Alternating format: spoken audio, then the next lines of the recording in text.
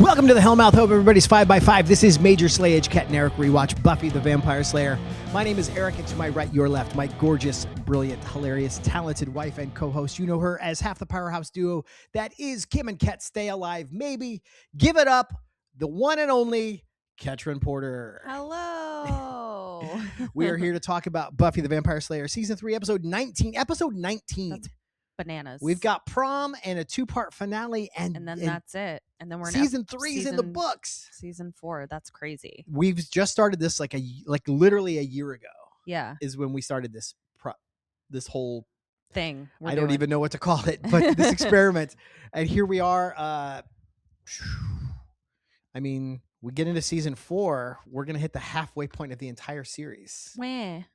That's all right. We got plans. Luckily there's a spinoff show, and we've got plans to cover and then that just as well. watch other shit with you. Yeah. Then we'll just let's watch Veep. Major Slayage, Ket Arik, watch Rock. MASH.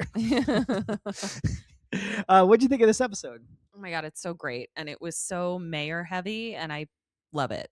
So much. We talked about during our watch along. We do a watch along on Patreon. We watch the episode and talk over it before we record this. $5 a month there. We do it for every episode, unless there's technical difficulties. I think we missed one. In season 2. We lost the file after we recorded, but generally every episode with an asterisk. We also do a mini-sode called Trivia Crypt, where we do a deep dive into every episode, behind the scenes, fun facts, random things, stuff we discuss that we don't know the answers to. We look it up. We share it with you there.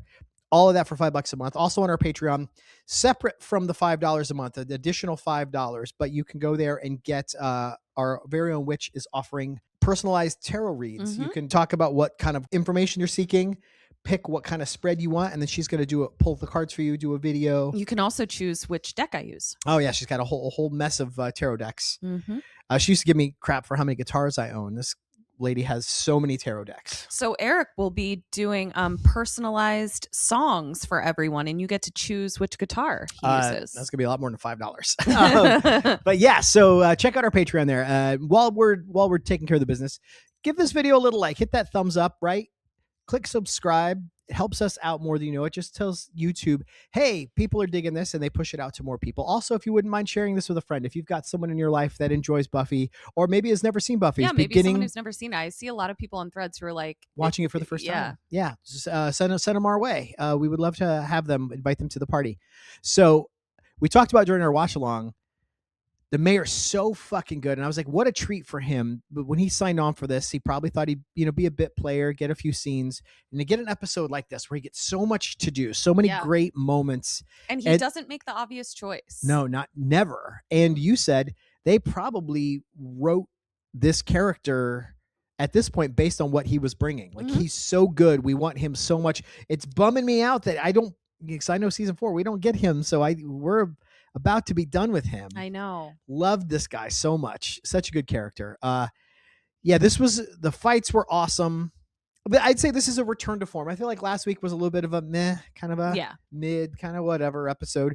This one attached back into the main story in such a major way. I feel like we had a 4-minute previously on. Like, there were so many things to touch on to catch you up on everything that was at play. Go back and watch 17 episodes and then come back and see us. I saw that when the latest season of Stranger Things came out. They were like, because it's been 6 years since this was last on the air. Go back and watch these 9 episodes to catch up. It's like, this is not how you do this. Yeah. No, this is not the way to keep an audience engaged. Because I love rewatching and binging things, but Kim, my podcast partner, is she's adamantly opposed to seeing things twice. Really? She doesn't have comfort shows that she rewatches? Absolutely not. Wow. Absolutely I've been not. friends with Kim for 17 years. I never knew that. Yeah, and she doesn't like knowing things ahead of time. She doesn't. She's the only thing I know her to maybe rewatch is stuff like Great British Bake Off. But even then, she'd prefer to just watch it. Well, I know she likes a lot of disposable reality TV. That's kind of her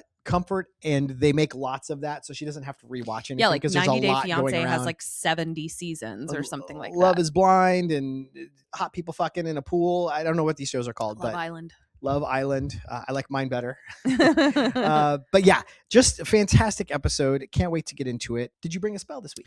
I did. So this is actually a gift from my partner, Kim Burns. This is a book where you can look at the energy of 100 different animals and when you might call them in. So just like some witches will call in gods or goddesses to assist them in their magic, you can also call on animals. And it appears that the mayor is calling upon some spiders. So I thought we would see what their deal is, why he might be calling upon spiders. That's interesting. So when to work with spiders? Well, let's start with the keyword. The keywords for spider are new life weaver, magic, activation, creation, ending stigma, and creative life force. So other than those last two, it feels pretty applicable to what he's got going on. Yeah. And when to work with me? When you are embarking on a new phase of life, when you desire harmony, when you want to activate more magic in your life, and when you want to transcend fear, when you want to approach things with curiosity, and when you're ready to move forward with intentions. So pretty good animal to call upon, right? For the mayor. Do you feel like the writers did a little work and knew this, or do you think they just thought, oh, it'd be creepy to have a box of spiders? I'd love to give them the benefit of the doubt. I think it was just a creepy box of spiders. Yeah, because so far they've failed most of these tests. But you know, as much as I love when the show does their research, I also love when the coincidences work out. Really, the only time I don't like is when it's wildly off course. Yeah, when they pick the wrong thing. And then I'm just like, well, you could have researched it. So yeah, that's what, but there's 100 different animals in here and it's really, really cool. And I love when people in my life are like, hey, I encountered this, like, you know, this praying mantis that like was all up in my piece and would not leave me alone, and immediately go into my book and being like, well, let's see why they showed up. For a while, and I'll have Eric drop this video in. For a while, this is not a joke, snakes were stalking my mom. Like straight up stalking my mom. And when I looked at the symbolism of it, I was like, Mom, you got to listen. Like they are trying to talk to you. And when I say stalking, I mean, she's walking through our suburban neighborhood. Yes, there's woods and stream, but like it's suburban. Yeah. She was on a walk and not one, but two giant garden snakes slithered across her path. She then goes home and there are two 5-foot garden snakes, not just in our yard, but trying to crawl up the stairs to our back door. And Dad had to go like borrow a snake wrangler tool, threw them into the stream, and they immediately started coming back. We have video of it. Like it, and these aren't like, little snake. They're like, I'm a snake. They were like, and so I was like, Mom, I gotta get my book. I think that thing's called a snake hook. I remember because of an episode of our other show that we did for a season, Kim and Ket Survive the Cellar. Yeah. That means Jeremy gets item number 2, which is a snake wrangler grabby thingy. You know what I mean? Those are called snake hooks, okay? Snake hooks. I wanted to be a herpetologist before I got into movies. He's the only person that would know that, because he wanted to be an ornithologist. Yeah, why don't you ask Dave how much I gave them shit about the snake in Synchronic? I'm just saying that venom and poison is the same thing. I will fucking kill you. Okay. I guess if y'all have any questions about any animals that are getting all up in your piece, let me know. I'll look it up for you. No problem. Sounds good. You want to get into this episode? Yeah. So this is called Choices, and there's a lot of choices happening. But it would be good for a KKSAM. Yes, it would. So the mayor got Faith a present, and boy, oh boy, I don't think it's lost on anyone. Like, I'm very much a daddy's girl. I was very, very lucky in the father that the universe bestowed upon me. And so the fatherly energy and the comfort that I'm watching Faith get from him for the first time in her life is equal parts like it's very bittersweet because I know what it's providing to her and I know what the end well, I result. don't, so don't spoil that. But well, no, just that he's a bad guy. No. That's what I mean. Like, but she's known that the whole time.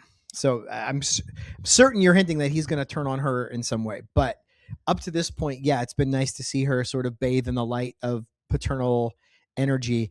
I relate to Faith a lot in that I don't have any relationship with my dad now. We've gone no contact for the best.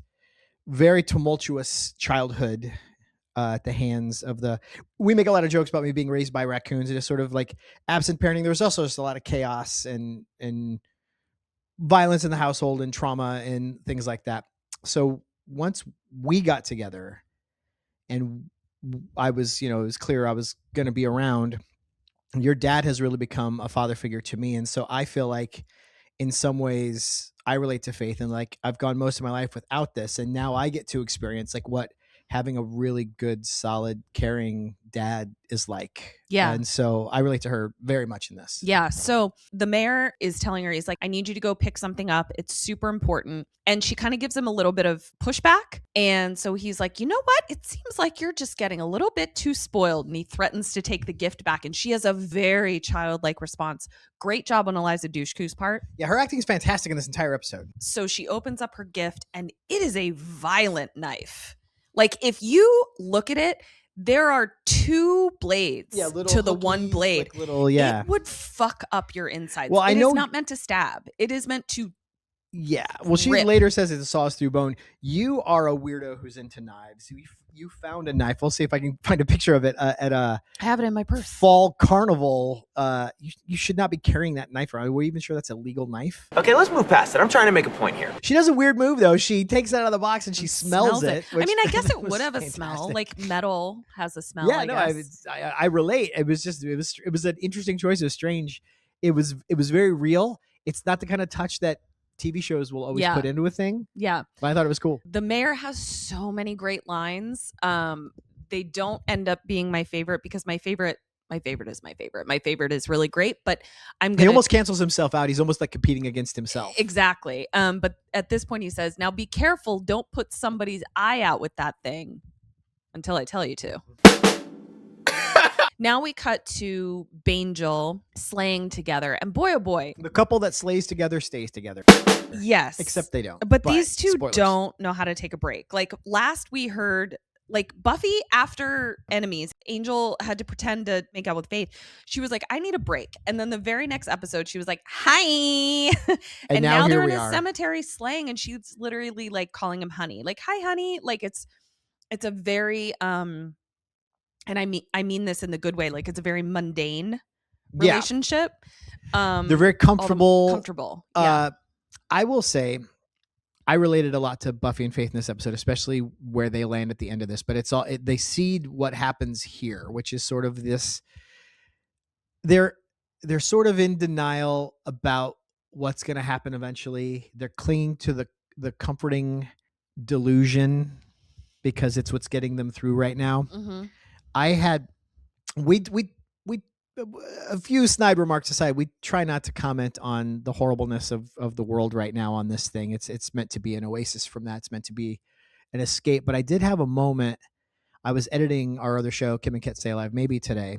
And my stomach dropped out of me. And I just thought, this feels so frivolous. Why am I editing a horror movie podcast when the world is on fire and we are like the doomsday clock is ticking and we narrowly, so the day we're recording this was a big deadline day. It was what they call it, bridge and tunnel day or something, where it's like, do this by this date or we're going to start nuking the entire, we're going to wipe out an entire civilization, and then the chain reaction that would follow from that. And it just felt like, why am I editing this? There may not even be a world by the time this comes out.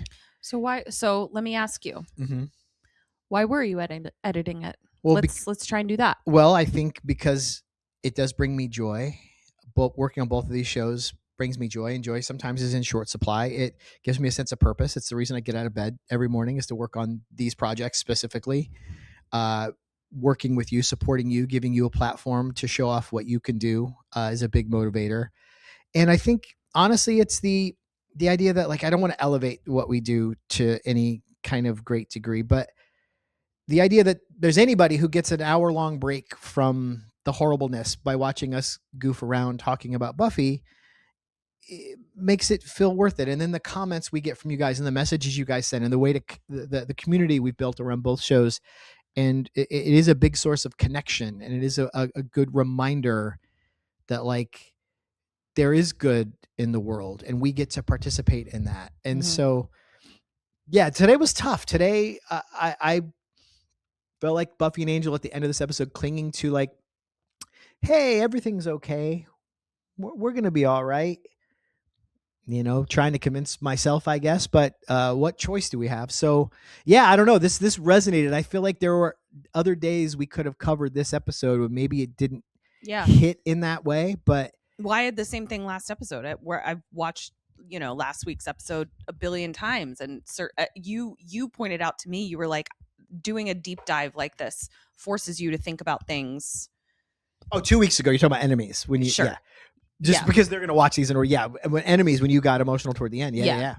She's being forced to step out of the moment and take a look into the future, which once you do that with one aspect of your life, it's very hard to not do it with other aspects of your life. So she is studying at the kitchen counter, and we learned that she was accepted in Northwestern. And I'm so proud of her. Mm-hmm. I'm so proud of her because we saw so many episodes where like she was really falling behind in school and like Willow was having to tutor her. Like she tests well. She did well in the SAT, I believe. She tests well. She did well in the SATs. I'm just really proud of her. So as is Joyce. Yeah. And, Joyce is like, it's expensive, but we'll make it work. Maybe your father will pitch in. Wouldn't count on that. Also, the idea that she's like, maybe Hank will pitch in. Fuck you. What a piece of shit. Like, I didn't even go into it there, but like, maybe your dad will pitch in to college, to your education. Well, I mean, I don't know that we can necessarily read that he's will or won't pitch in, but it's expensive and maybe he doesn't have the funds to support her going, I mean, like there's a lot of moving parts there. He's an absentee dad. He's not showing up. He's not doing a thing. He's no mayor. He's apologist over here. I think you read back the transcript of what I just said, and there's no apologizing for Hank anywhere in there. So the only thing that I struggled with was like, we know that graduation is coming up very quickly. She should have like accepted an offer by now, like by this point in the year. Yeah, I feel like I knew where I was going to school by Christmas, the year exactly, because then you're in senioritis. Then you're in fuck off mode. Yeah. So I didn't once I got accepted to Florida State and I had secured my National Merit Scholarship, I didn't do a lick of my calculus homework. I got my first D of high school. I was just calculus? Like, you're so smart. Well, yeah, but I was over it. I was like, my SAT tested me out of having to take math in college. So I was like, I'm not doing it. I'll just get it, like whatever. I'm so impressed that you could do calculus. Okay. Well, I couldn't. I didn't and refused to. But we do have to check in with one character that we haven't seen for quite some time. Snyder has not been he's been lurking, but we haven't seen him. He arranged the whole Percy Willow situation. Oh, that's true. He did do that. That's true. I forgot about that. So Snyder's on a drug kick. Snyder thinks everybody is dealing and doing drugs out of brown paper bags in the middle of the day, in the middle of the courtyard at a high school. Well, I'm not going to lie. It's a little suspicious. I went to high school for 4 years. At no point did my buddy ever bring me a brown paper bag and say, here's your lunch. I can think of multiple scenarios where that would just be a very nice gesture. Maybe he spent the night at his friend's house and their parents made them both lunches. But he couldn't have been handed his own bag on the way out the door? Maybe not. And the other guy didn't have a bag? Maybe not. Well, it was like his buddy was his DoorDash. Like they weren't eating together. There was a bag. Why do you not want this guy to have lunch? I do. Why do you want this guy to starve? I'm just saying. I can understand why why do you Snyder not want to bring him lunch? Suspicious. He's hungry. Why do you want to take it away from him? I don't. I could see why Snyder thought it was weird. That's all I'm saying.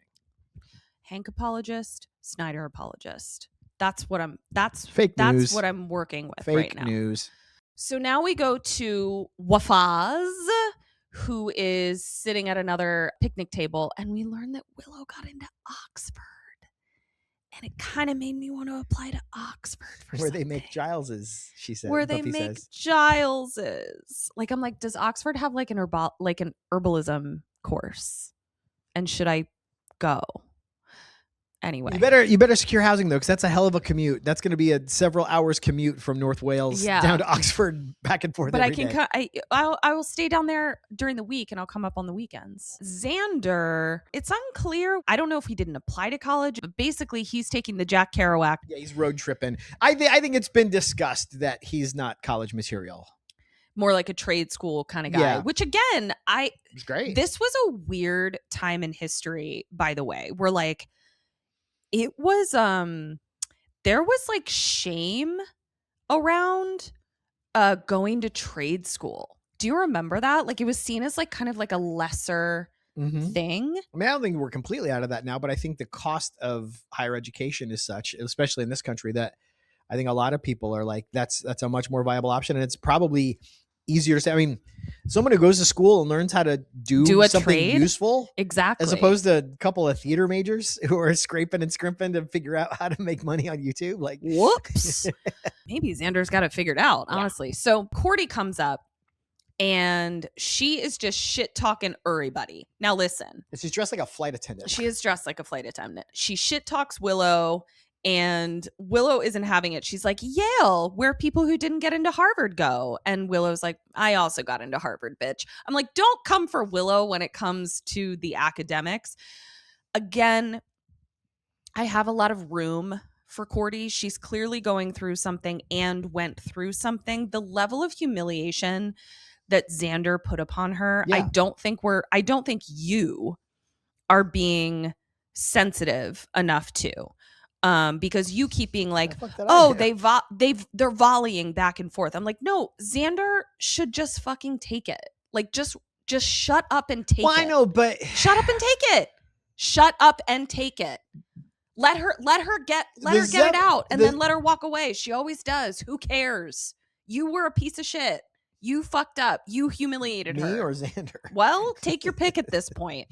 Willow even calls Xander out for goading her, being like, leave her alone. Like, stop antagonizing her. Cordy is just being Cordy. Like, and now she kind of has a reason to. Yeah, so she goes after Willow's Buffy on too. my side. She does go after Buffy. And that part she like, blames Buffy for the whole Willow thing and for getting stabbed through the stomach with rebar and constantly getting vamped and getting sent to other dimensions. She sees that Buffy being here is like the catalyst for all of her woes. Yes, right. I get it. That's the only part where I'm like, Cordy, line up your shot.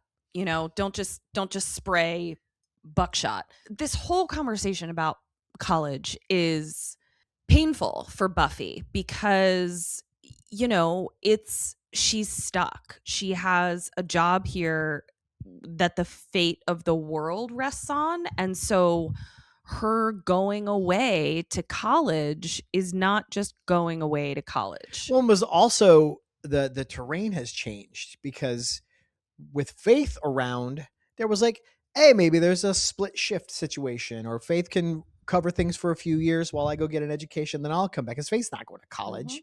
Faith's not even going to high school. So now that Faith is no longer in play, it's sort of, she's back where she was. No future for you. Yeah. It's tough. She goes into the library and she's talking to WWP and she's still like, thinking about Northwestern. Yeah. She's like, I want to go to Northwestern. If I take out the mayor and I capture Faith, I have neutralized that threat. And then I can just come back on my breaks and deal with the mundane baddies. And what's really sweet, WWP is obviously like, no, you are a Slayer. And, you know, he's very by the book. But this was so sweet. She tells Giles that she got into Northwestern. The genuine, literal pride on his face was so beautiful. Well, it's a version of the mayor and Faith because Buffy's not had a strong connection with the dad that showed up for her and is proud of her and involved in her life. So we're getting a lot of this surrogate dad action for both of our Slayers. Buffy is like, I don't want to wait around for the mayor. I want to take the fight to the mayor. Let's deal with this before graduation day. And Giles agrees with her. WWP does not and has the dumbest line. With the power invested in me by the council, I forbid it. What a dork. Yeah. Good thing Cordy didn't see that. Right? She would have been like, oh, that's her lady boner. Cut to a teeny tiny little plane at an airport and a guy with a box handcuffed to himself, gets out, and he's haggling with a vampire who is one of the mayor's minions. This guy, by the way, most unfortunate tattoo. You would find him all over tattoo regrets on Reddit. Tattoo regrets, you mean? Regrets. Yeah, this is awful. Well, it also looked like it was like one of those fake tattoos. It was drawn on that day. Yeah. He's trying to haggle, but Faith isn't having it because she arrows him from the roof and is like, nah, we're not doing this. I'm taking my product and I'm not paying you. It was very... But Faith standing on the roof, holding the thing in front of her, it does not look like she knew how to fire an arrow or had just fired an arrow. You would... Because you pull it across your body. We took archery lessons. We did that for Christmas one year. We got archery classes. I want to do that again. Yeah, I would love that. I'll put a picture in here of us. You draw it across your body like this. Faith is standing there like she's holding a water gun. Yeah, it was a little goofy. Goofy as shit. And it's unfortunate there's no prop master on set that could be like, oh, by the way, you want to hold this like this. Yeah. But also... Remember that also she had that... It should just be somebody with eyes. That goes, that doesn't look right. I watched Robin Hood. That's not what it looks like. Well, but that's sort of one of Faith's things. She can't handle a bow and arrow. Remember, she got that complicated bow and arrow during Bad Girls. And was completely, she had this big Ted Nugent bow and was completely fucking overwhelmed by it. So maybe just use something else, bitch. So it's sort of one of Faith's quirks is like, has no idea how to use a bow and arrow. Yeah. And it's only because she's a Slayer that she has any aim at all. So she arrows the guy with the box and then comes down and is like, pulls out her knife, and the vamp is like, I don't know if that's going to cut through metal, like the handcuffs that he has handcuffed himself to the box to. And she's like, but it does cut through bone. Because Faith says, look for the keys to the handcuffs. And so this guy just like pats the guy's torso 3 times and there's like no keys. Like he didn't even go in his pockets. Like, yeah. Like it's kind of like you don't just leave the key taped to your nipples. Buffy is spying on City Hall, and so she sees Faith get out of a car with the box. We then follow Faith into the office, and the mayor is so proud of her. And he's so impressed that not only did she get the box, but she got it without him having to pay for it. Well, I think Faith's keeping that money. No, he goes, where's the courier? I was supposed to pay him. And she goes, I made him an offer he couldn't survive. And she snatches the envelope. She did snatch it. Okay. She's like, I'm now the courier. Yeah. And so he's like, you are one heck of a girl. You know that? Mm-hmm. So sweet. It's also really sweet because this episode really shines a light on the fact that Faith's hard exterior is so thin.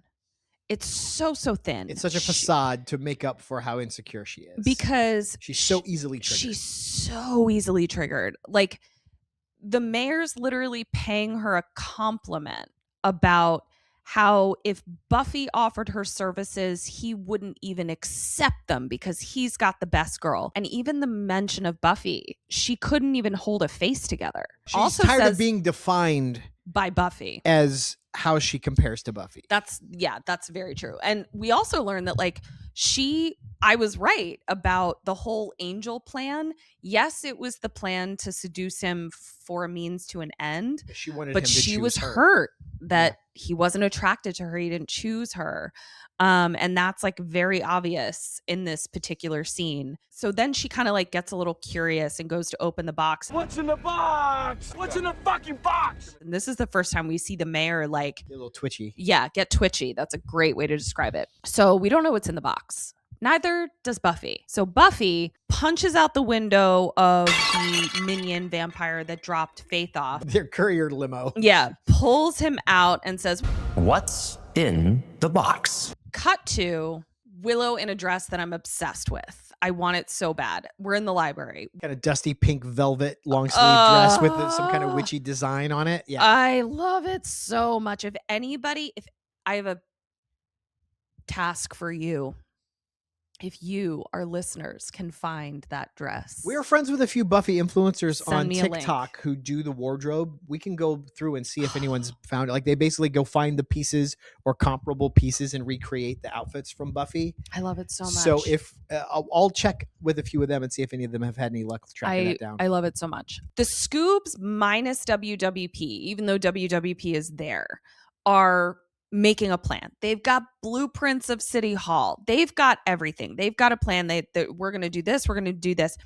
WWP continues to try to insert himself. But again, not in a way like what is that book that's like influencing people? How to Win Friends and Influence People. He needs to read that book. No, Wesley's book is How to Lose Friends and Alienate People. He's so bad at it. Yeah, I didn't realize how much WWP frustrates me from like a personal perspective, where I'm just like, I'm not saying I'm like some, amazing whatever, but like I feel like I know how to. Well, you also deal with this in your job. You mentor professional actor kids, and you have to organize like committees for them to sort things out. And so the interpersonal politics and relationships, and you have to kind of manage that and troubleshoot those things. Like this is something you're very good at and you're very involved in on a weekly basis, is like, how do group dynamics shake out? How can you get the people on board to do the thing without like slamming your fist on the table? I appreciate that. I will say one of my biggest flaws though is that I'm so tuned into that. I'm so tuned into like how people's energy is affecting other people's energy, and people who don't understand the equation of how to, accomplish what you're trying to accomplish in this conversation. I'm so annoyed by people who don't get it. Mm-hmm. And when I was younger and like didn't really know, I wasn't as emotionally intelligent, that was the only time where I would be kind of a mean girl, because I would get very frustrated at the annoying kids, the annoying girls, the people that weren't getting it, that couldn't read a room. Mm-hmm. It would really, really bother me in a way that like I was not able to process. Yeah, Wesley is room illiterate. Yes. Yeah. And it's interesting because like whenever he is room illiterate, Cordy's not there. Yeah, she doesn't see him dork out and flounder as much. Yeah, exactly. So basically, we need to keep the mayor from eating whatever is in the box. Is that what it is? He's going to eat what's in the box? Yeah. Oh, I missed that. Yeah. So they're sending Xander to go get ingredients. He's ingredients guy. WWP throws a temper tantrum because he's not involved in the plan. Everyone is ignoring him. And he kind of tries to assert himself, and he's like, there's going to be supernatural safeguards around the box. And Willow's like, yeah, I'm a witch, bitch. Yeah. And then Giles goes, yeah, but we've got this kind of basic ass spell should cover it. Yeah. Like, so Xander's been sent off to get ingredients, and he walks past Cordy in a dress shop. And this is what I'm talking about. He didn't have to walk in there. Like, you cheated on her. Agreed. But that entire Zeppo episode, she stalked him. Who cares? And just popped out to say mean things to him. Who cares? I mean, he may care. Yeah, you don't get it. Doesn't your feelings don't matter. He is losing the breakup. He's got a lot of unresolved feelings. He doesn't have to sit in a penalty box for the rest of his life because of one stupid impulsive mistake. But you know what? He can sit in a penalty box until they graduate, and then he's never going to have to fucking see her again. That's what I'm saying. Like, just take the L and deal with it. Like, you're asking for a level of emotional intelligence and maturity from Xander that we've seen no evidence he's capable of. I told you at the beginning of us doing this that I'm going to give Xander kudos where kudos is due, because I do believe that he has a heart, that he underneath all of it is a good person, but I'm also going to call him out where he falls short. And I'm not going to just say, oh, he's a teenage boy, because that is where teenage boys, emotionally unintelligent, unchallenged teenage boys turn into piece of shit men. Understood. And I am not going to let Xander get away with. I'm just saying she goes out of her way to antagonize him. A little bit of back and forth should be expected. Hank apologist, Snyder apologist, Xander apologist. Interesting, isn't it? Isn't it interesting? I'm saying I mostly like it. All entitled white men. Oh, interesting. Shut up. Mostly I like it because she's better at this than him, and I like to see him step on a rake and get his ass handed to him. Sure. It's entertaining when he goes at her. Well, we're not talking about what's entertaining. We're talking about if we were in this friend. No, I'm talking about watching a television program providing consult. If he was one of your students. Yes. If he was one of your students, I would advise exactly what you're saying. I'm saying a little bit of sniping back and forth should be expected, especially when she goes out of her way to antagonize him. I'm advising my student. So weirdly, though, as much as I wanted to see her hand his ass to him, this is at best a draw. Mm-hmm. I think Xander may have actually taken this round. If we go to the judges, we look at the cards, I think he may have edged this one out in a rare victory. But I think we don't know why he edged it out. Like I think he edged got it her own out. Shit going on. For I sure. think he edged it out because of something going on with her that has nothing to do with him. Oh yeah. No, I don't think he bested her on an even playing field. Right. I'm just saying you show up on the day, you play the game, and whatever you bring to it is what you bring to it.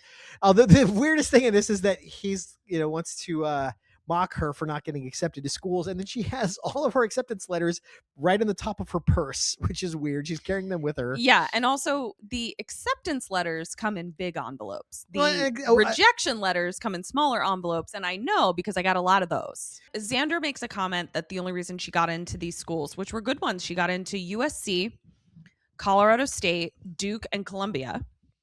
I think she would do great at Duke.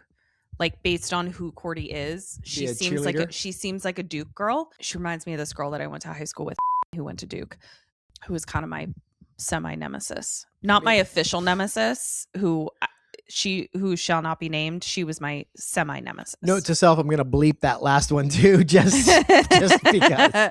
So he suggests that it's because of her dad's money, and then he leaves. Cut to Giles and WWP dropping Angel off at City Hall. WWP wants to synchronize watches, and they're like, we don't wear watches. It's very cute. Willow, sarcastic and funny this entire episode too. She's like, maybe we should just start counting 1 1002. Like, she killed me in this episode. She's finding her step. Yeah, I like confident, feeling herself Willow. You know who I think provides that to her? Oz a little bit. Yeah. He sees her. He sees how cool she is. And he treats her in a way where she values herself. Yes. That maybe she wouldn't if left to her own devices. Yes. And it's funny because Giles has a big thermos of tea. Yeah. And he's always seems like he's got a thermos because we see what happens when he doesn't. Was it phases where he like fell asleep in the car. So he's not a night owl. No. So he's always got to be. He's not. I relate. Mainlining that caffeine. But he offers it to the other Britishman. WWP. Even if they're adversaries, British people will always offer you some tea. Check back in with Zaz. They are on potion duty. It's very cute because Willow, to instruct them about what to do, she drew little stick figures of them, and Oz's stick figure has a little guitar. And he says, nobody like my Will. And Xander agrees. It was cute. It was... Yeah, you talked about the post-cheating relationship of Willow and Cordy. Cordy still got some tension there, some unresolved feelings. Oz and Xander have repaired mostly their relationship. If they're working together, they are functional. If there's still any lingering resentment, it's been pushed onto the back burner. And I said the secret ingredient there is Oz. It's Oz. We've got a really intelligent, yeah, emotionally intelligent, mature, wise, zen, non-reactive ingredient in that cocktail. Which is also why we know it's possible for boys this age. It's possible for Oz. I'm just saying it's not beyond the realm of possibilities that there could be a teenage boy who has a level of emotional intelligence. You're pretending that everyone's starting at the same place, though. I hold people to the standard up to which they deserve to be held. Wuffgel is on the roof of City Hall. Which reminded me both of the rooftop from Prophecy Girl with that, skylight window. I wonder if that's a reuse set. It also kind of reminded me of the rooftop from The Room. Oh my God, that movie. We should do a live watch of The Room. So what they have to do first is they have to open the window and they can see. Luckily, the box was right below this window. I just thought of that. Well, lucky. Well, they knew what window to go to because the limo driver gave that up. Oh. before she had to dust him. She got that out of it. Okay, she knew what fair. room it was in. So opens it. What Willow has is a concoction, a powder of some kind that breaks the protective spell that is just like a dome around the box. Mm-hmm. So that's the first thing they have to do. Then they tell Willow to get off the roof. Which, before I even knew what was happening, I was like, this is a bad move. Keep her next to Angel. Yes, it is a bad move, but I think I understood what they thought they were doing. They thought she was going back to the van? They were like, go back to the van. Still, I'd rather be with Angel than Wesley and a hopped up on caffeine Giles. Hindsight's 2020. I'm just saying, like, it wasn't the dumbest thing I've seen. It wasn't walk home. Yeah. Angel then lowers Buff. Yeah, he gets down. out his spelunking gear. Yeah. And they're gonna Mission Impossible Buffy down into this thing. Exactly. And you were like, there's a lot of variables that could go wrong here. Yeah, this just seems like the best way to do this, especially if you're gonna trip an alarm, which maybe they didn't know they're gonna trip an alarm, but jump down on the table, grab the thing, and just fucking ninja flip through the window and run. I don't think they knew they were going to trip. Yeah, I don't think they knew they were going to trip an alarm. Either way, yeah, this whole rig is ridiculous, and of course it fucks up instantly. So now Buffy, she grabs the box, but now it trips the alarm. She's hanging there. 2 fucking lackeys come in. And now there's a really fun fighty fight. They use the box as a weapon. Buffy uses the harness that she's stuck in as a way to swing off of a trapeze and do some kicks and stuff. Yeah, this was a fun, like, good involved fight. This episode, and complicated. This episode wouldn't have suffered from a less interesting fight here, but they went for it and they gave it to us, and I was so grateful. Yeah, it was great. So after the fight happens, we now cut to the mayor's response to the fight. And boy, oh boy, is he PO'd about this, because he sure is ticked. He just had this conference room redecorated on the taxpayer's dime, and this is another instance where we see the mayor get scary mad. But just for a second, he's mostly like, well, shucks, this is a bummer, and then he like freaks out for like 2 seconds. Yeah, and this is actually one of my favorite types of characters, and I hate referencing the work of She Who Shall Not Be Named, but we are all reclaiming the stories and they belong to us now.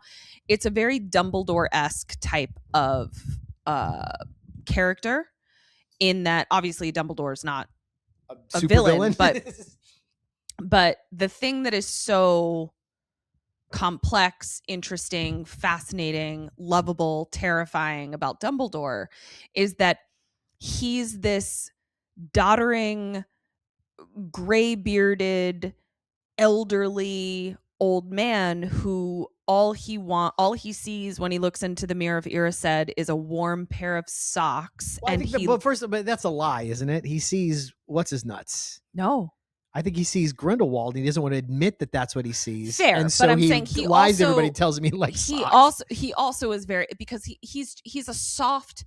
He likes man. His comfort. He wants his sucky candy, yes, as Willow would call it. Yes, and but then if you push that button, he's fucking terrifying, and I feel like the mayor does this. Mm-hmm.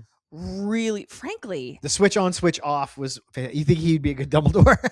Is that what you're saying? I do. You like him better than John Lithgow? I haven't seen John Lithgow. I know that I would like him better than. So in 1 and 2, Richard Harris was Dumbledore. English Bob from Unforgiven. Yes, and then there was Michael Gambon, because Richard Harris died, and I had a huge problem with Michael Gambon, unfortunately. I'm not saying he's a bad actor, obviously, but he missed a very key point. He was always irritated and always aggressive. Always irritated, always aggressive. And it's another reason why, if my dad ever wanted to be an actor, he would be typecast as Dumbledore roles, because he's very soft and sweet and squishy and cuddly and lovable until he gets to that point.